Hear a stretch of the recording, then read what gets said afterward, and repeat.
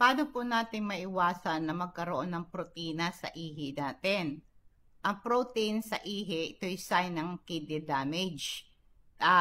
Pwede kang magkaroon ng kidney failure. Ang gawin mo para maiwasan mo to, kontrolin yung high blood mo. Kasi nasisira ang tagasala ng dugo, yung glomeruli. Ito yung importante na mag-take ka ng medication prescribed ng doktor para controlled ang blood pressure mo. At kailangan meron kang lifestyle changes tulad ng exercise regularly para wag kang tumaba. Kasi pag nag-exercise ka, mapipigilan mo yung pagtaba mo kasi yung overweight, nagbibigay pasanin nito sa kidney mo. I-maintain mo yung healthy weight dahil pag obese ka, nag-i-increase yung panganib sa kidney damage. Kaya para maiwasan mo to, exercise and healthy diet.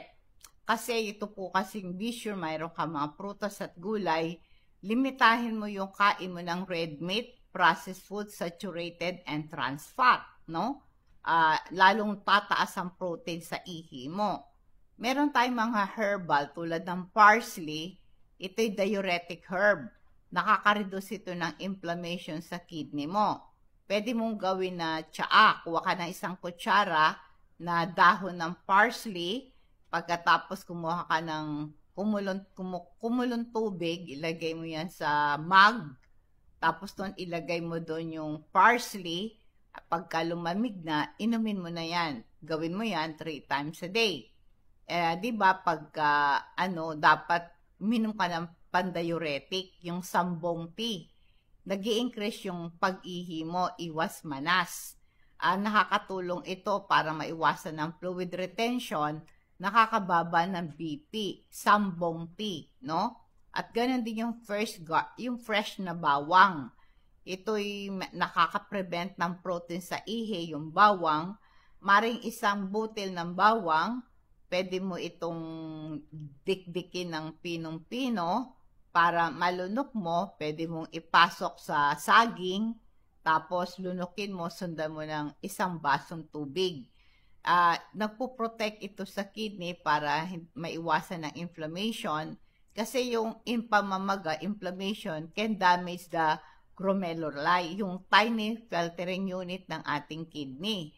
Ang garlic, meron siyang compound na anti-inflammatory property. Nakaka-reduce ng damage ng filtering unit ng ating bato.